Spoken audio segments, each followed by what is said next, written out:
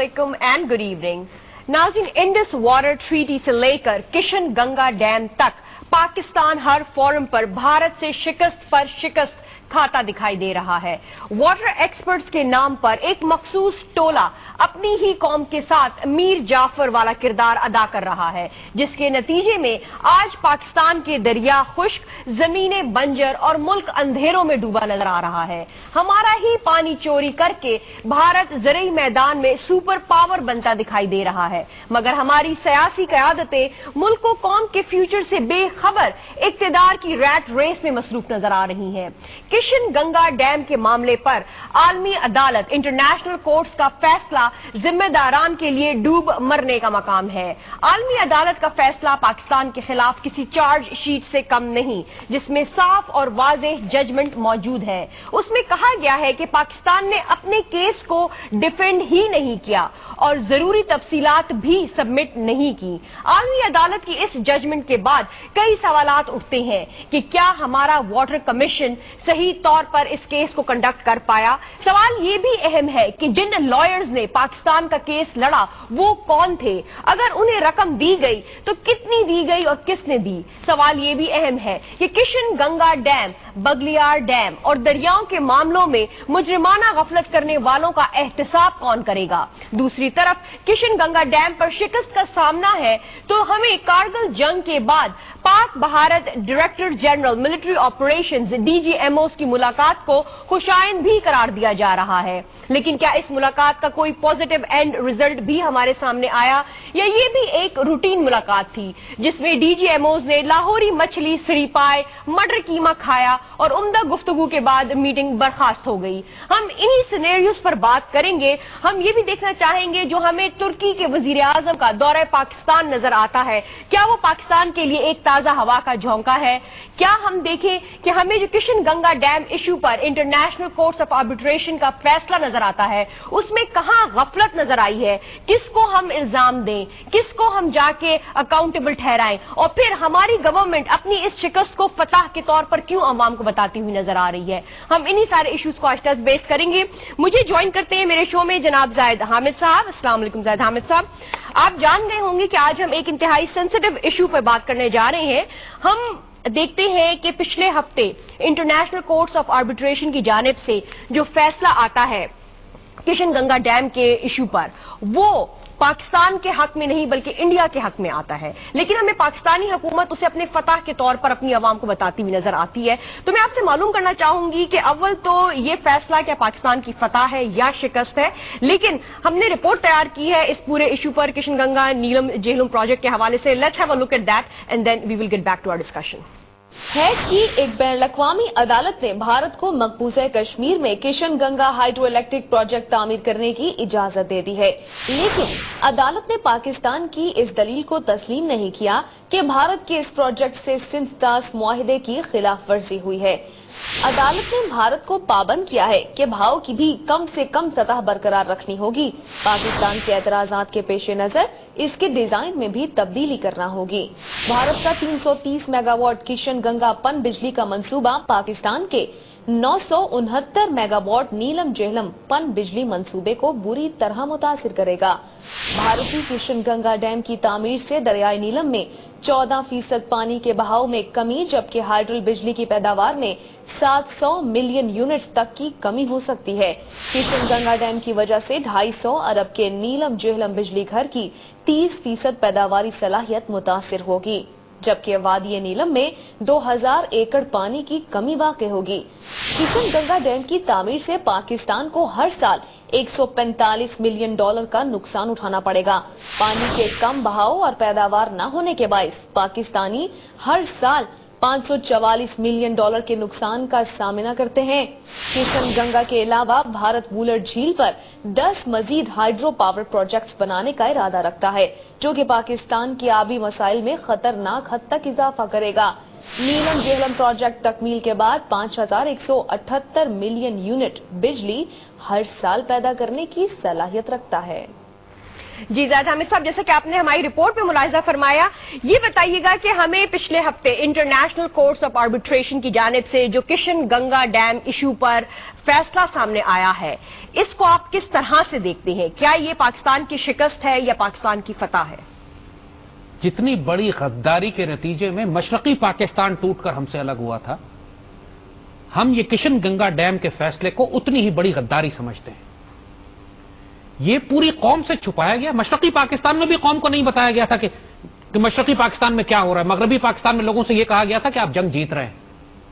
کسی کو نہیں پتا تھا مغربی پاکستان میں کہ انڈیا کس طرح ہمیں گھیر چکا ہے، مکتی بانی کس طرح قتل و غارت کر رہی ہے۔ باقاعدہ خبروں کو چھپایا جاتا تھا کہ یہاں اگر لوگوں کو پتہ لگ گیا تو لوگ سڑکوں پر آ جائیں گے، اور اچانک 16 دسمبر کو خبر آتی ہے کہ ڈھاکہ فال ہو گیا اور لوگ سڑکوں پر نکل آئے۔ لوگ چیخے مار مار کے روئے کہ ہوا کیا۔ پاک فوج کو نہیں پتا تھا مغربی پاکستان میں کہ مشرقی پاکستان میں آپ کے ساتھ کیا ہو رہا ہے۔ اور آج ہمیں یہ کشن گنگا ڈیم کے فیصلے کو سن کر بالکل وہی کیفیت ہمارے اندر پیدا ہوئی جو 16 دسمبر کو یا 17 دسمبر کو مغربی پاکستان کے مسلمانوں کی ہوئی تھی، جب انہیں یہ پتا لگا کہ مشرقی پاکستان چلا گیا ہاتھ سے۔ یہ کشن گنگا ڈیم پر جو غداری ہوئی ہے، آج پوری قوم کو فیصلہ سنایا گیا ہے کہ جی کشن گنگا ڈیم انڈیا کو دے دیا گیا، آپ کے دریا دے دیے گئے۔ کس نے دیے، کب دیے، مقدمہ کب دائر ہوا، کس نے ہماری طرف سے مقدمہ لڑا، کون تھا پاکستان حکومت کی نمائندگی کرنے والا، کیوں جج نے لکھا ہے کہ پاکستان حکومت نے اپنا کیس ہی نہیں لڑا، ہمیں ڈیٹا ہی نہیں دیا، ہم سے بات ہی نہیں کی، اور یک طرفہ فیصلہ ہمیں سنانا پڑ گیا انڈیا کے حق میں۔ پہلی بات یہ کہ یہ ہوا کیا ہے ہمارے ساتھ۔ اس سے پہلے بھاگلیار ڈیم میں بیڑا غرق کر کے رکھ دیا ہم کو۔ 2007 میں بالکل بھاگلیار ڈیم کا معاملہ ہوا۔ کس طرح انڈیا کو اجازت دی جا رہی ہے کہ سندھ طاس معاہدے کی موجودگی میں انڈس واٹر ٹریٹی کے ہوتے ہوئے پاکستان کے دریاؤں پر وہ 60 سے زائد ڈیم کس قانون کے تحت بنا رہا ہے؟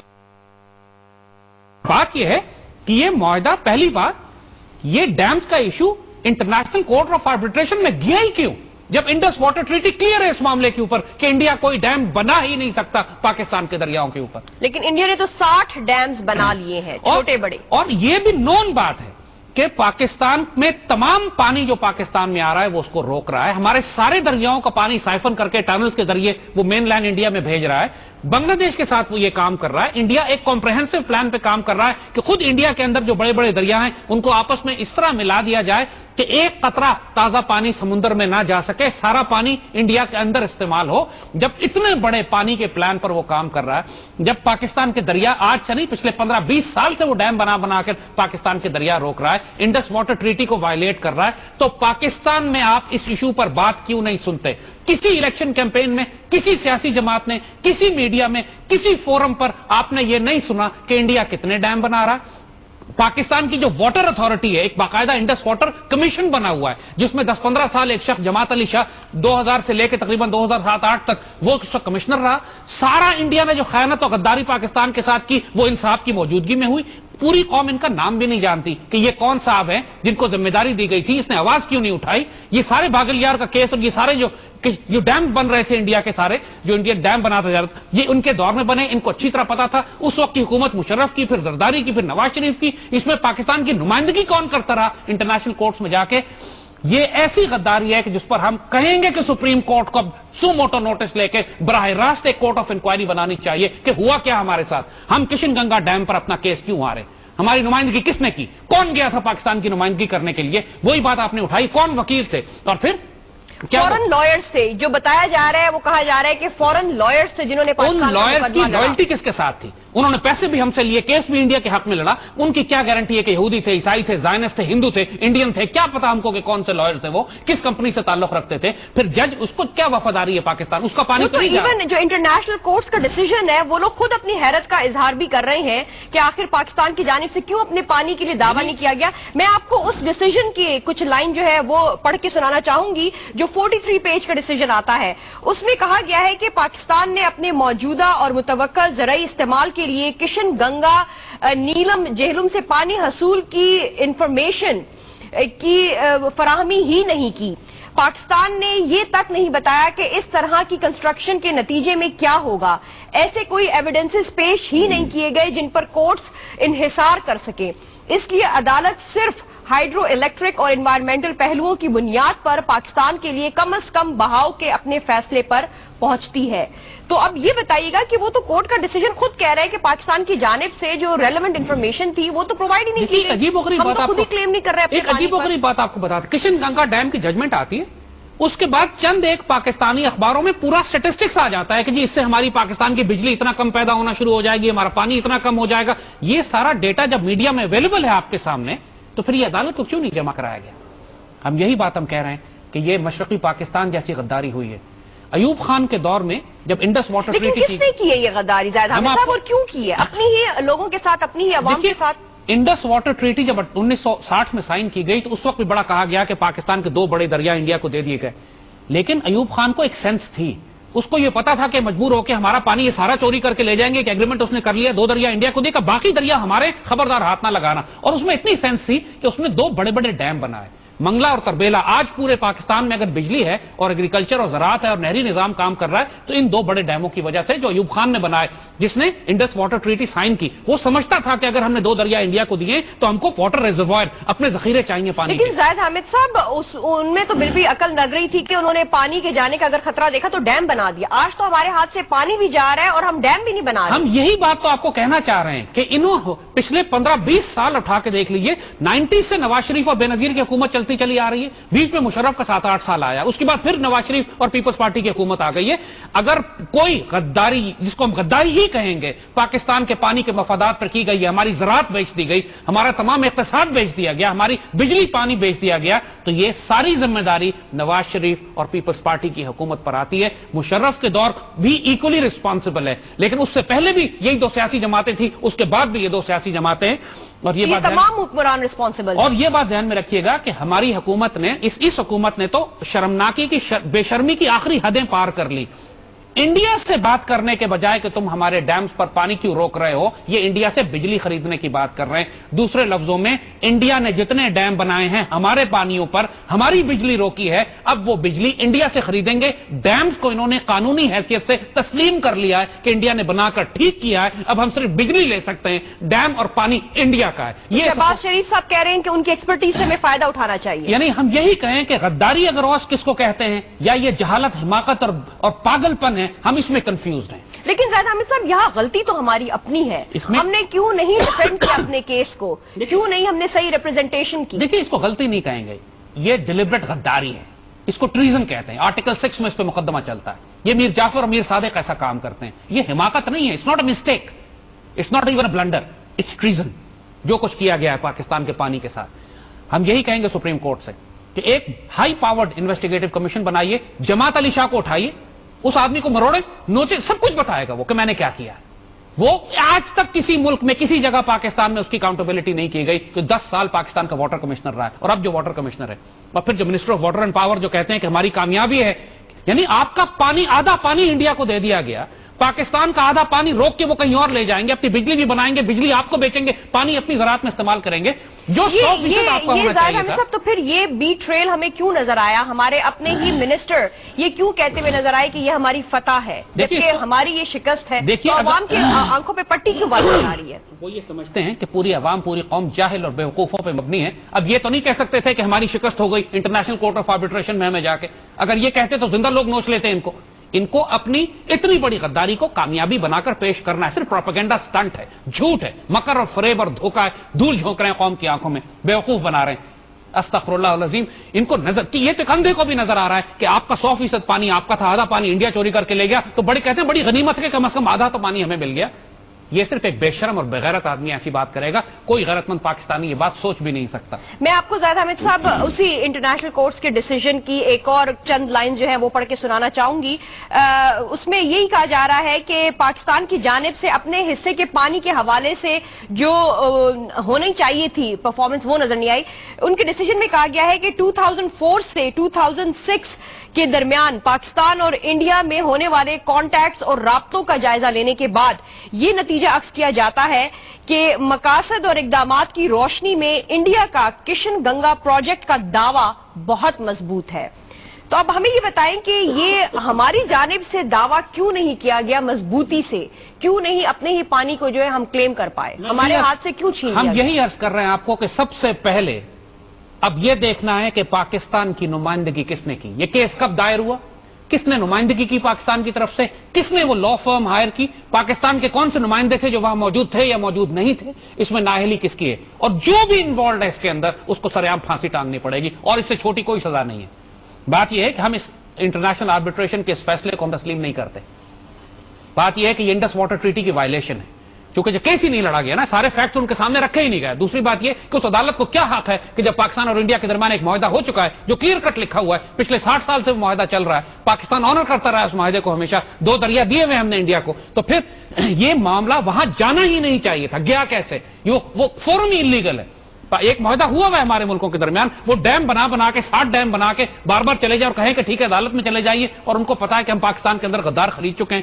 انڈس واٹر کمیشن کے اندر بھی غدار ہیں, حکومت میں بھی غدار ہیں, وزراء میں بھی غدار ہیں, وکیل بھی غدار ہیں. تو انڈیا تو بڑے کانفیڈنٹلی کہتا ہے, جس طرح TTP کے دہشت گرد کہتے ہیں فوج سے کہ ہمیں پکڑ کے آپ عدالت کے حوالے کر دیجئے, ان کو پتا ہے کہ عدالتوں نے فیصلہ کرنا ہی نہیں ہے, ہم بری ہو جائیں گے. آج کل عدالتیں ملک اور قوم کو بیچنے کے لیے استعمال ہوتی ہیں, ملک اور قوم کے مفادات کے دفاع کے لیے نہیں ہیں. اور یہی معاملہ انٹرنیشنل کورٹ کو کیا وفاداری ہے انٹرنیشنل کورٹ کو پاکستان کے ساتھ, جب آپ کو اچھی طرح پتا ہے کہ انڈیا کے زائنسٹ لابیز کے ساتھ بڑے اسٹرانگ تعلقات ہیں. ہنری لیکن پھر اس عدالت نے تو, اس کے فیصلے نے ہمیں خود یہ بھی کہا ہے کہ پاکستان بھی ناکام ہوا ہے اپنی ہی ریلیونٹ انفارمیشن پرووائڈ کرنے کے حوالے سے. ہم دونوں باتیں جب کلیم ہی نہیں کیا, ہم نے جب انفارمیشن ہی نہیں پرووائڈ کی, تو وہ فیصلہ تو یہی دیں گے. دیکھیے ہم دونوں باتیں کلیئرلی ایکنالج کر رہے ہیں. انڈیا کی واٹر وار جو پاکستان کے خلاف ہے وہ اپنی جگہ پہ ہے, جس طریقے سے مشرقی پاکستان انہوں نے توڑا اس طرح یہ پاکستان کو بنجر کر رہے ہیں, اور ہماری اپنی صفوں میں غدار اس وقت بھی تھے, آج بھی ہیں. اور یہی بات ہم عرض کر رہے ہیں, اس بات کو اگنور نہیں کیا جا سکتا. کشن گنگا ڈیم کا ڈیسیجن, بھاگل یار ڈیسیجن, یہ ہمارے لیے ٹیسٹ کیس بن گیا, پاکستان کی جوڈیشری کے لیے, ہمارے میڈیا کے لیے, پاکستان کی حکومت کے لیے. اگر اس ایشو کو اگنور کیا گیا, we have to find out what happened, کس طرح ہارے ہم وہاں پہ, کیوں جج نے کہا کہ پاکستان نے کسی نے کیس لڑا ہی نہیں, کسی نے ڈیٹا ہی نہیں پرووائڈ کیا, یہ کس نے کیا ہے, ہو از ریسپانسبل, اس کو سامنے لائیں. ہمیں پتہ لگنا چاہیے کہ کون سی ٹیم تھی جو وہاں گئی جس نے نمائندگی کی, ہم نہیں چھوڑیں گے اس کو. بات یہ کہ now they will be put on trial in Pakistan. They should be held accountable. تو زاہد حامد صاحب ہم یہیں سے اپنی ڈسکشن کو کنٹینیو کریں گے. ناظرین stay with us, we'll be right back after a short break.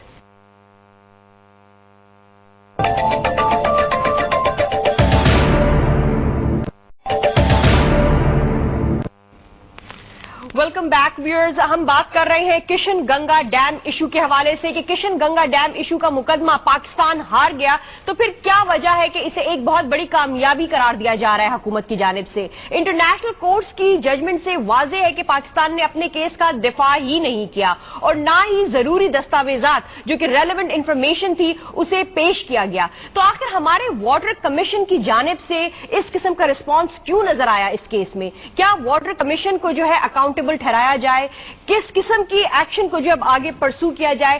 اس مجرمانہ غفلت کا حساب اسلام آباد میں دے گا, اس کا جواب کون دے گا؟ ہم یہی معلوم کرنے کی کوشش کر رہے ہیں. زاہد حامد صاحب ہمیں یہ بتائیے گا کہ ہمیں جو کشن گنگا ڈیم کو ایویلویٹ کر رہے ہیں, تو اس میں 2 آبجیکشنز ہماری جانب سے اٹھائے گئے تھے. ایک تو کہا گیا تھا کہ ویسٹرن ریورس پر کوئی ڈیم نہیں بنائے گا انڈیا, اور دوسرا آبجیکشن یہ تھا کہ جو کشن گنگا ڈیم بنایا جا رہا ہے اس کی دیواروں کو جو ہے اونچا نہ بنایا جائے. لیکن یہ دونوں آبجیکشنز بھی ڈس اپروو کر دیے گئے کورٹس کی جانب سے. تو کیا فرمائیے گا, اب جب کہ ڈیمز بھی بن رہے ہیں انڈیا کی جانب سے, کشن گنگا ڈیم کی دیواریں بھی اونچی ہوں گی, تو ہم کس طرح سے افیکٹ ہوں گے؟ ہماری ایگریکلچرل لینڈ جو ہے اس کا کتنا نقصان ہوگا؟ دیکھیے پاکستان کے لیے تو ڈیتھ وارنٹ سائن کر دیا گیا ہے. یہ ڈیسیژن, یہ judgement is a death warrant for Pakistan. ہمارا سزائے موت کا پروانہ ہے یہ. انڈیا نے جو اس کو کانفیڈنس بوسٹ ملا اس کے بعد, اس نے مزید ڈیمز کو کنسٹرکٹ کرنا, اس پہ کام شروع کیا. جو ڈیمز آلریڈی کر رہا ہے اس کو کانفیڈنس ہو گیا اس کو کہ انٹرنیشنل کورٹس انڈیا کا ساتھ دے رہی ہیں, پاکستان اپنا کیس پریزنٹ نہیں کر رہا ہے. جو ڈیمز بن رہے ہیں, کوئی ڈپلومیٹک ڈسکشنز میں جو انڈیا اور پاکستان کے درمیان آپ دیکھ رہے ہیں, نواز شریف صاحب محبت اور پیار کی باتیں کرنے کی کوشش کر رہے ہیں. شہباز شریف صاحب ابھی انڈیا ہو کر آئے کبڈی میچ دیکھنے کے لیے. کسی جگہ پر پاکستانی حکومت کے کسی لیول پر پانی کی کوئی بات نہیں کی جا رہی ہے. ریالٹی یہ ہے, یہ کیوں ہمارے حکمرانوں کی آنکھوں پہ پٹی بندھی ہوئی ہے؟ آخر اس کا حل پھر کیا ہوگا؟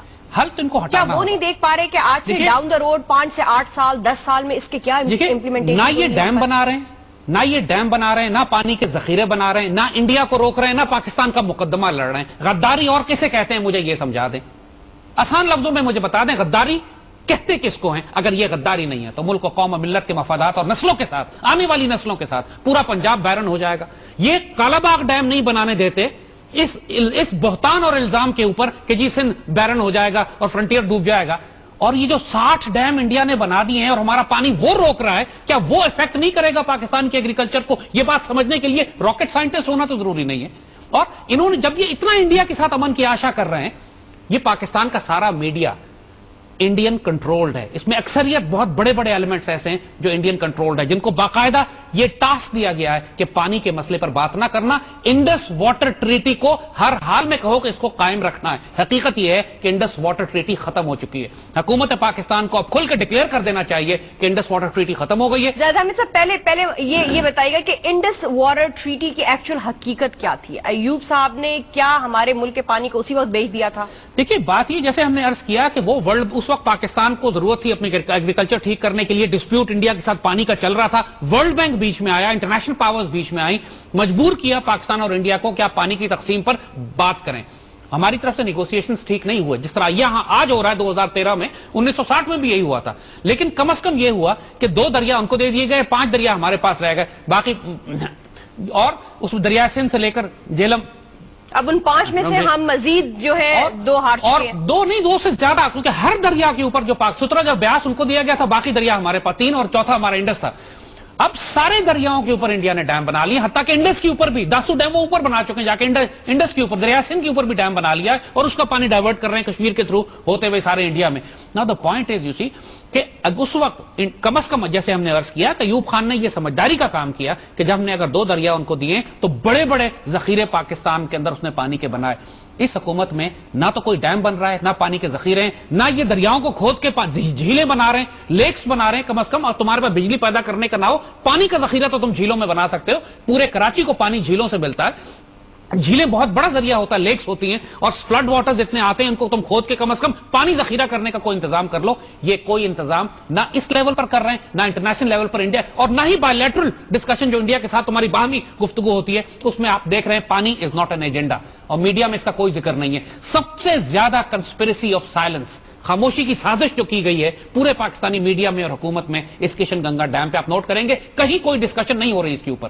حالانکہ پاکستان کے لیے پھانسی کا سزائے موت کا پروانہ اس پر دستخط ہوئے ہیں. یہ اتنا بڑا بٹریل ہمارے ساتھ ہے، جیسے ایسٹ پاکستان نکل گیا، ہمارا پانی گیا لیگلی انٹرنیشنلی، انڈیا اب لے گیا پانی آپ کا. اس نے ایکسپٹ کر لیا دنیا نے کہ انڈیا کو حق ہے کہ جتنے مرضی ڈیم بنائے انڈس واٹر ٹریٹی کو وائلیٹ کرتے ہوئے، آپ اب کیوں نہیں کر سکتے.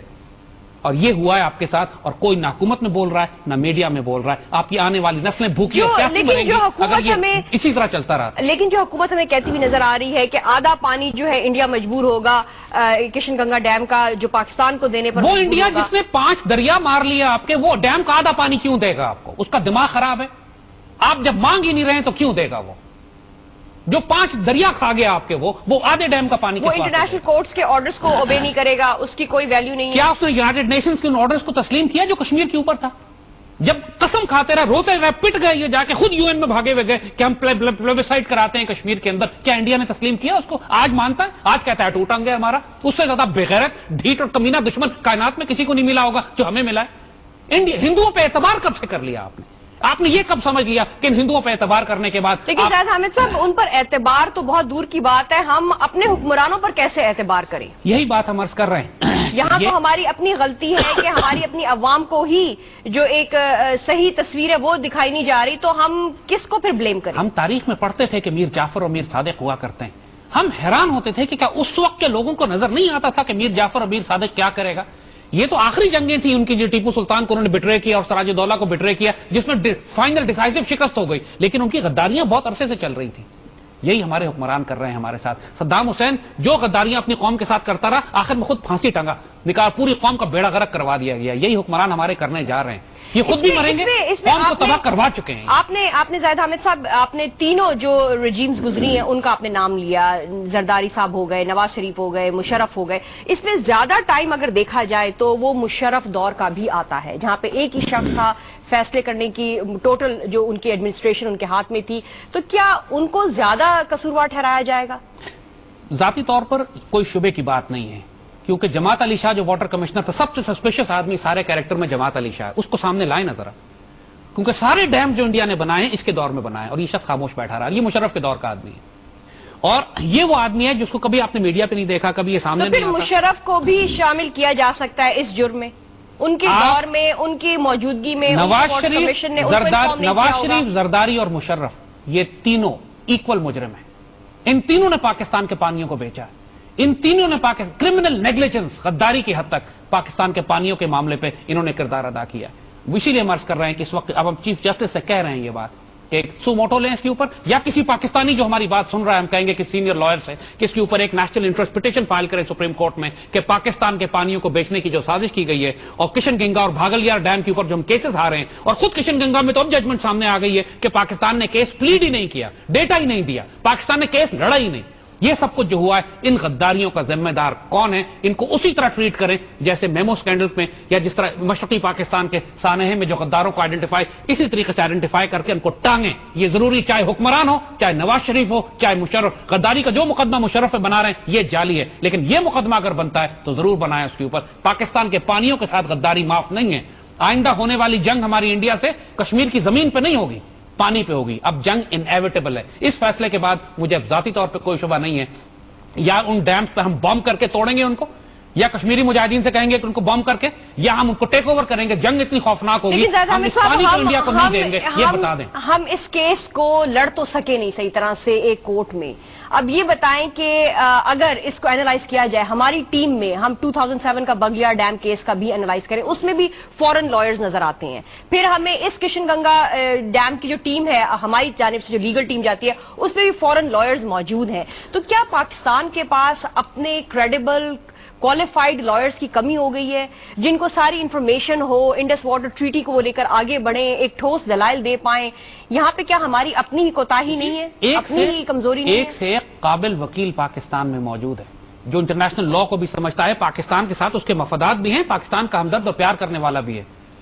اور یہی بات تو سوال کرنے کی ہے کہ کن لا فرمز کو کتنے پیسے دے کر ہائر کیا گیا کہ جن کی ہمدردیاں پاکستان, ان کی کیوں ہمدردی, کون سی ہمدردی اس وکیل کی ہوگی پاکستان کے ساتھ, کون سی ہمدردی اس جج کی ہوگی پاکستان کے ساتھ؟ کیوں نہیں ہم نے اپنے وکیل کھڑے کیے وہاں جا کے جو. اور پھر سب سے بڑی بات یہی بات کہ جب حکومت وقت بائیلیٹرل سطح کے اوپر, انٹرنیشنل لیول کے اوپر انڈیا سے احتجاج ہی نہیں کر رہی کہ تم ہمارے ڈیمز پر پانی پر ڈیمز کیوں بنا رہے ہو, تو انٹرنیشنل کورٹ میں جا کے پاکستان کا دفاع کیوں کرے گی؟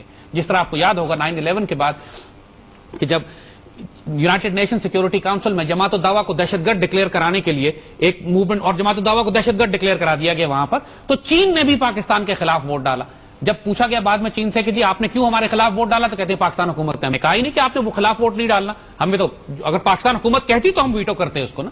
بات یہ ہے کہ اپنے انٹرسٹ کا دفاع تو یہ کرتے ہی نہیں ہے, نہ چاہے وہ پاکستان کو دہشت گرد ریاست ڈکلیئر کرانے والا معاملہ ہو یا ہمارے پانیوں کا معاملہ ہو.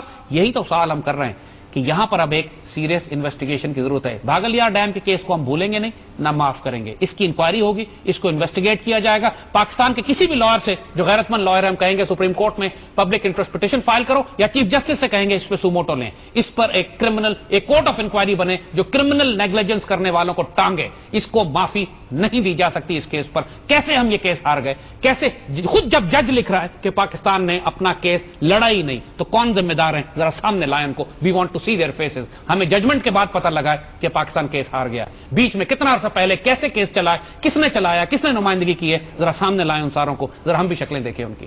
ٹھیک, یہ ایک انتہائی اہم ڈیولپمنٹ تھی جو ہمیں ہوتی ہوئی نظر آئی تھی لاسٹ ویک زید حامد صاحب. لیکن دوسری جانب اگر ہم دیکھیں, ایک طرف ہمیں دونوں ممالک کے درمیان یہ واٹر ایشو نظر آ رہا ہے, لیکن دوسری جانب اگر دیکھا جائے تو آفٹر 14 ایئرز, 14 سال کے بعد, کارگل وار کے بعد پہلی بار دونوں ملکوں کے director generals of military operations جو ہیں وہ ہمیں فیس ٹو فیس ملاقات کرتے ہوئے نظر آئے. تو اس ڈیولپمنٹ کو آپ کیسے دیکھتے ہیں؟ دیکھیے, آپ نے ایک کہاوت اردو کی سنی ہوگی, خاص طور پر ہندوؤں کے لیے بنائی گئی ہے, اور کسی وجہ سے بنائی گئی ہے, پوری صدیوں سے چلی آ رہی ہے. مسلمان ان کے اوپر 1000 سال حکومت کرتے رہے, اور مسلمان ان کی خصلت اور نسلوں کو جانتے ہیں. بغل میں چھری, منہ میں رام رام, یہ بنائی گئی ہے ہندوؤں کے لیے, کیونکہ یہ خاص فطرت ہے ان کی, خصلت ہے ان کی, کہ یہ چھری رکھتے ہیں بغل میں اور منہ سے رام رام کرتے ہیں کہ ہم بڑے محبت اور پیار والے لوگ ہیں. This is exactly what is happening. Baglihar dam میں پاکستان کا پانی روک رہے ہیں, پاکستان کو بنجر بنانے کی سازش ہو رہی ہے.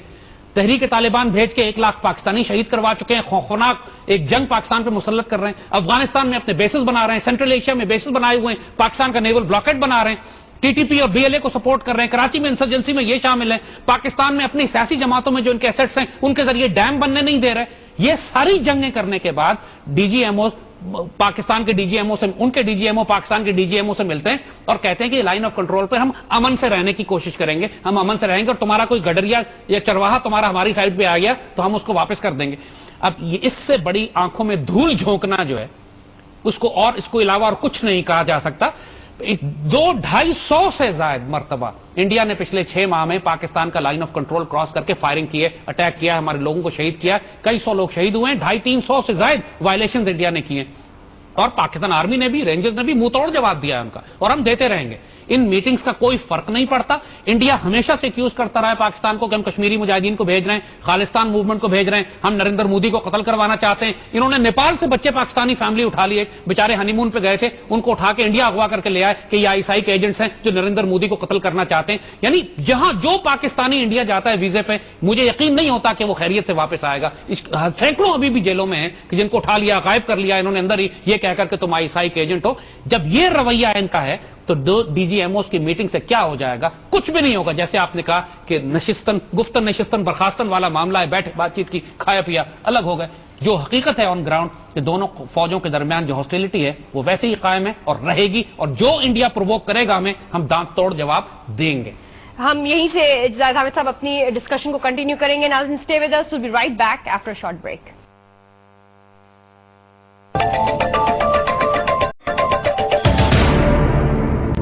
لاہور کے واہگہ بارڈر پر پاکستان اور بھارت کے ڈائریکٹر جنرل ملٹری آپریشنز کے درمیان 14 برس کے تعطل کے بعد ملاقات ہوئی.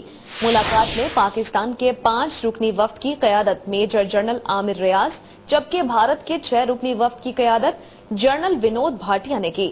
پاکستان اور بھارت کے ڈائریکٹر جنرل ملٹری آپریشنز کے درمیان سرحدوں پر سیز فائر برقرار رکھنے, اعتماد سازی کے عمل کو بہتر بنانے اور ہاٹ لائن رابطوں کو مزید نتیجہ خیز بنانے پر اتفاق کیا گیا ہے. مشترکہ اعلامیہ میں غلطی سے سرحد پار کرنے والوں کے بارے میں فوری اطلاع دینے پر بھی اتفاق کیا گیا تاکہ ان کی جلد واپسی کو یقینی بنایا جا سکے. اعلامیہ میں کہا گیا ہے کہ سرحدوں پر امن کے استحکام کے لیے جلد ہی لائن آف کنٹرول پر پاکستان اور بھارت کے بریگیڈ کمانڈرز کی 2 فلیگ میٹنگز بلائی جائیں گی. دونوں ممالک کے درمیان ڈی جی ایم اوز کی سطح پر رابطوں کا معاہدہ 90 کی دہائی میں ہوا, اور آخری مرتبہ یہ ملاقات 1999 میں کارگل کے واقعے کے بعد ہوئی تھی. 2003 میں پاکستان اور بھارت نے لائن آف کنٹرول اور ورکنگ باؤنڈری پر سیز فائر کا سمجھوتا کیا. رواں برس دونوں جانب سے 196 مرتبہ اس معاہدے کی خلاف ورزی کی گئی, جس دوران کئی فوجی اور عام شہری ہلاک ہوئے. ویلکم بیک ناظرین, ہم بات کر رہے ہیں Pak Bharat D G M Os کی 14 سال بعد جو فیس ٹو فیس ملاقات ہوئی ہے, اس ملاقات کے کیا افیکٹو اثرات ہمیں دونوں ملکوں میں نظر آئیں گے؟ کیا کسی قسم کے تعلقات میں کوئی بہتری آ پائے گی؟ ہم اسی بات کو لے کر اگر آگے دیکھیں اور ایک خوش آئند امن اور کوششوں کے مؤثر رابطوں پر جو ہے اتفاق ہوتا ہوا نظر آتا ہے, یعنی کوئی سرحدی کشیدگی جو ہے وہ نہیں ہوگی, کوئی مسئلہ کشمیر نہیں, اور نہ ہی کوئی دوسرا تنازع ہو, تو پھر ہمیں دونوں ملکوں کے تعلقات کس طرف جاتے ہوئے نظر آئیں گے؟ زاہد حامد صاحب, اب جب یہ ڈی جی ایم اوز ملتے ہیں تو انہوں نے اگری کیا ہے کہ ایل او سی پر جو ہاٹ لائن ہے اس کو افیکٹولی یوز کریں گے, پھر وہ جو سیز فائر اگریمنٹ ہوا تھا اس پر جو ہے عمل درآمد ہوگا.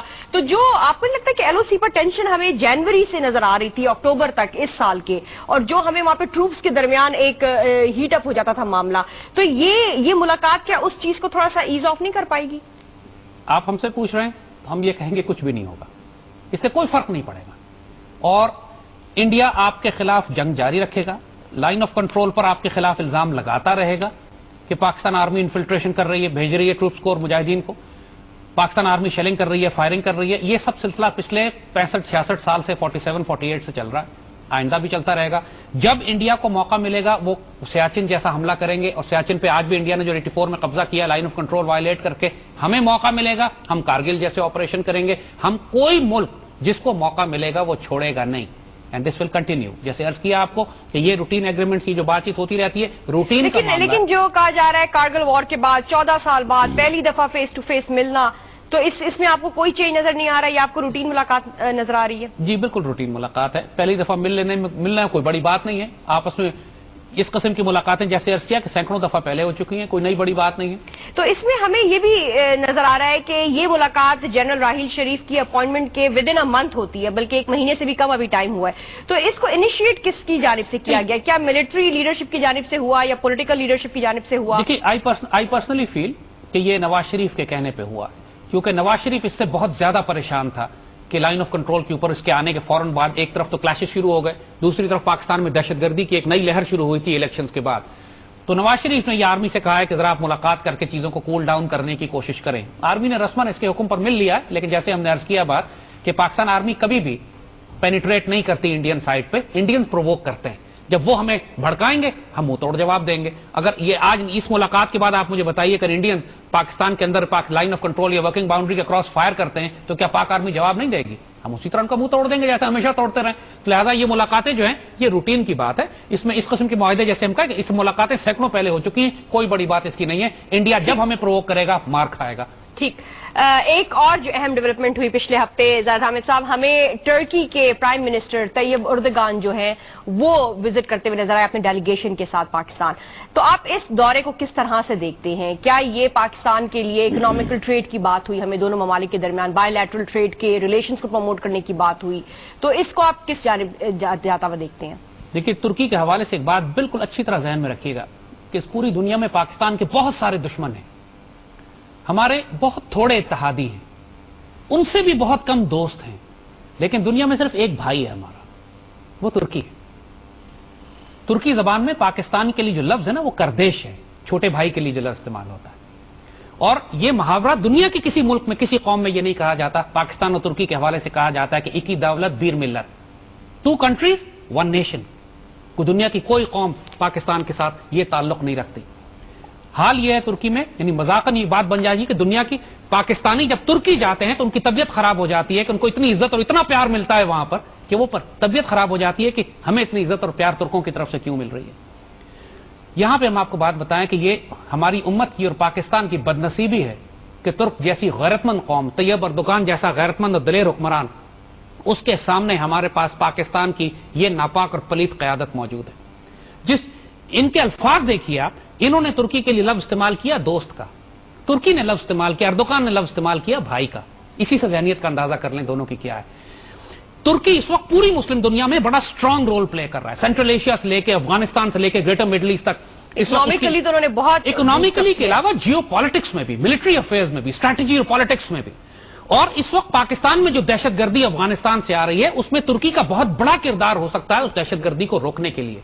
आप तुर्कों के साथ अगर एक कॉमन जॉइंट डिफेंस एग्रीमेंट कर लेते, सिर्फ एक लाइनर कि तुर्की पे हमला, पाकिस्तान पर हमला तस्वर किया जाएगा, पाकिस्तान पर हमला तुर्की पे तस्वर किया जाएगा। तुर्क तो बिछे जा रहे हैं, कह रहे हैं आप जो कहें हम करने को तैयार हैं। इतना बड़ा स्ट्रेटेजिक एडवांटेज आपको टर्की के साथ हो, इतने ताल्लुकात आपके हो, भाई समझते हो आपको, वो एहसान मानते हो हमारे बुजुर्गों का कि खिलाफत मूवमेंट में हमने उन तुर्कों के बाप दादा की आबा और जात की इमदाद और मदद की थी, और जो कुछ हम कहें वो करने को तैयार हैं। उनको ये सिर्फ लाहौर की गलियों को साफ करने के ठेके देने पर राजी कर रहे हैं, बसें चलवा रहे हैं उनके साथ, मामूली इन्वेस्टमेंट करवा रहे हैं। जो आप पूरी दुनिया में पाकिस्तान का एक ग्रैंड स्ट्रेटेजिक रोल डिफाइन कर सकते हैं तुर्की के साथ मिलकर, उसके बजाय इनके सिर्फ इनकी फोकस इस पे तुर्क पैसा थोड़ा सा पाकिस्तान में या लाहौर में आके लग जाए। और वो जो उनको वेलकम करने के लिए उन्होंने बादशाही मस्जिद के सामने, शाही किले के सामने जो तौबा इस्तगफार, हिजड़ों और भंगियों का नाच नचवाया था वहां पे पाकिस्तानी सकाफत के नाम के ऊपर, शर्म के मारे हमारा सर झुक गए। हम देख नहीं पाए उसको कि इन गैरतमंद तुर्कों को क्या बेशर्मी और बेहयाई के मुजाहरे दिखा रहे थे ये अपने कल्चर के नाम पर कि ये हमारा कल्चर है, इनका कल्चर होगा, हमारा नहीं है ये कल्चर। ये तवाइफों के बदकारों के नाच दिखा के वहां पे अस्तगफिरुल्लाह अज़ीम ये दिखा रहे हैं कि ये पाकिस्तान है। और आप अगर उस वक्त अर्दोगान की शक्ल देखते कि बेचारा कभी आसमान को देख रहा है, कभी शर्म के मारे अपने जूतों को देख रहा है, उसकी बेगम सो रही है बेचारी, सिवाय वो खुद भी सो गए थे। और ये अस्तगफिरुल्लाह अज़ीम हुक्मरान है हमारे, जिनको ये मालूम ही नहीं है कि तुर्की किस तरह आपसे क्यों मोहब्बत करता है, क्यों ताल्लुक आपके साथ रखे हुए। नवाज शरीफ की फैमिली से कोई प्यार नहीं है तुर्कों को। ये तुर्क प्यार अगर कर रहे हैं तो पाकिस्तान से कर रहे हैं, क्योंकि हमारे आबाओ अजदाद ने खिलाफत मूवमेंट में तुर्कों की मदद की थी। और वो जब वजीर आजम गिलानी भी तुर्की गए तो अर्दोगान ने उनको, अपनी फैमिली को, जो पाकिस्तान में करप्ट तरीन हुक्मरान शायद अदालतों के जरिए एहतसाब अदालत उनको बना रही है, लेकिन उनकी औलाद को उनको अपने घर में मेहमान ठहराया था। वो गिलानी साहब को नहीं ठहराया था, पाकिस्तानी होने के नाते